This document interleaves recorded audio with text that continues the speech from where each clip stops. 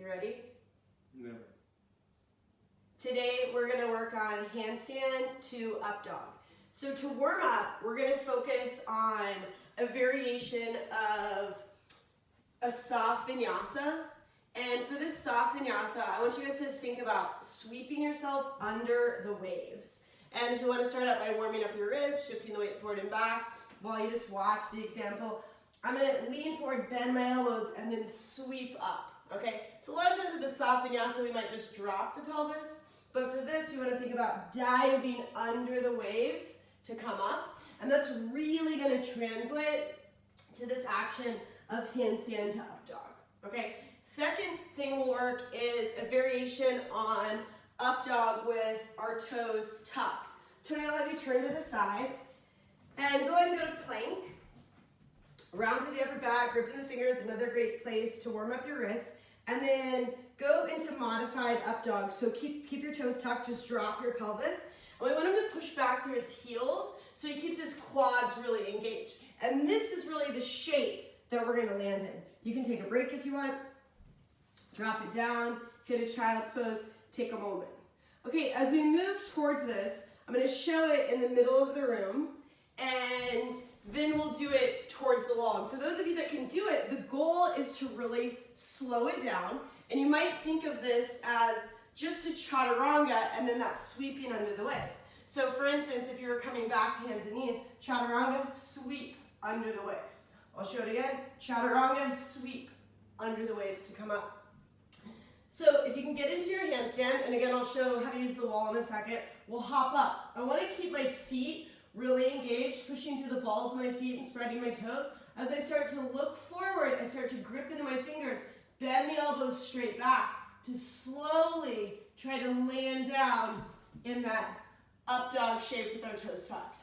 Okay, we'll try it at the wall. And if you want to try it in the middle of the room first, give it a shot in the middle, and otherwise we'll show it at the wall. And the important thing with doing it at the wall is that you're a leg length away. Tony, go ahead and set up like you did before and try to do it. Not a leg length. So just so you know, you can see, right, he's pretty close to the wall here. So he's gonna take one foot to the wall, and then as he tries to move into this shape, there's no space for his head, right? He's gonna hit his head, or just kind of have to exit the shape, okay? So it is really important that we have this leg length. So I'll take one leg to the wall, and where my toes are, that's where I'm going to put my fingers because I need all this space to sweep under the waves to come up. I'll hop up, get one foot to the wall. Since we're using the wall, we're not worried about balance here. There it is. Fire off my feet. I want to keep lifting through the feet, through the legs as I bend my elbows. Look forward as you lean forward to land down into that up dog. Okay? Give it a shot at the wall, and then we'll break it down and make it a little bit easier. This can be a coordination thing. So if you're struggling, of course, try the other side. Tony, you want a demo in the middle of the room, or I will act as his pretend wall. He'll hop up, take one leg to the wall, or not. He doesn't want my help. Chest forward, come down, land in that up dog shape. So if you're struggling to get the coordination on this movement, one thing that you can do is, starting in plank pose, find a soft bend in both knees, extend the right leg back, hop off the right, land on the left, and just alternate landing with soft knees and getting comfortable with this idea of switching the weight between the legs. From there, we can add that up dog. And this is gonna look pretty ugly, but it's a way of working towards that slower shape. But if you feel confident with what we've already shown, try it again on each leg at the wall, or see if you can work it in the middle of the room. And you don't have to go all the way up. We'll progressively work towards that for those of you that don't feel comfortable yet.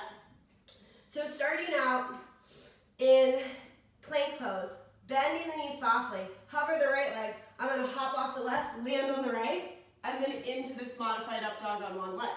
I'll try it on the other side. Soft bend in the knees, I'll hover the left foot, hop off the right foot, bend my elbows right into that up dog. So again, it might be just alternating or adding a little hop switch, chaturanga to up dog. And of course, you can keep both feet down. And as you start to figure out the coordination on that, you can start to take the legs up higher. If you want to try it, it'll just be a little bit higher hop.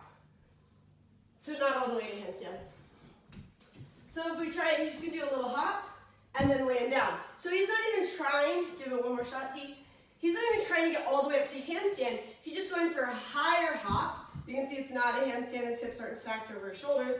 But it's a great way of getting more comfortable, especially for those of you that might be afraid of falling, right? If you're afraid of falling, I'll show it in my leg. I'm not going to go all the way up. I'll just hop off my right leg, land on my left leg, right into that up dog. Not necessarily trying to go all the way up. And I showed it really slow to start out with, but a little bit more realistic way to look at it would be hopping up towards handstand. You might take a couple hops. I'll do it fast. Bend my elbows, land on my belly. And I just want to go chest forward. Then go into the up dog. Try that on the other side. So again, I'm not even trying to lock in. I'm just going to hop up and then land on my belly. Okay? Chest forward. And if that's scary to you, if you put your hands on an elevated surface, like if you have blocks, then you have more space. But I've never seen anybody land on their face, but that doesn't mean it won't happen. Can you show the one where you just land on your belly? Hop all the way up to handstand, and then land on your belly. Coming down. So you just bend your elbows, chest forward, and for those of you that are feeling confident and want to go for that slower version, I want you to think about it as a chaturanga.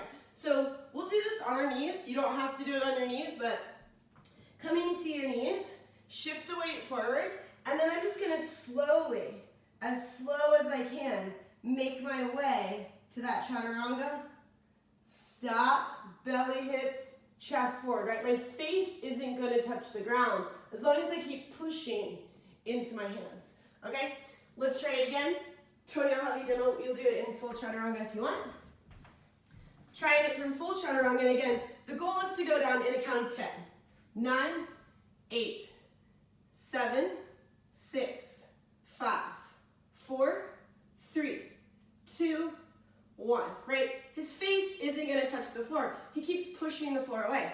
So for those of you that want to slow it down, think about that slow chaturanga, and we'll try to slow it down. I'll show it, and then we'll try it together if you want. So taking a hop up towards your handstand, chest forward. Keep your feet engaged. Look forward as you lean forward. Find that slow chaturanga 10. 9, 8, 7, 6, 5, 4, 3, 2, 1. Land the foot down right into up dog. So if you're wanting to slow it down, a great way of slowing it down is working it as if it's a slow chaturanga. Any tips that you want to share, Tony? Just keep pushing.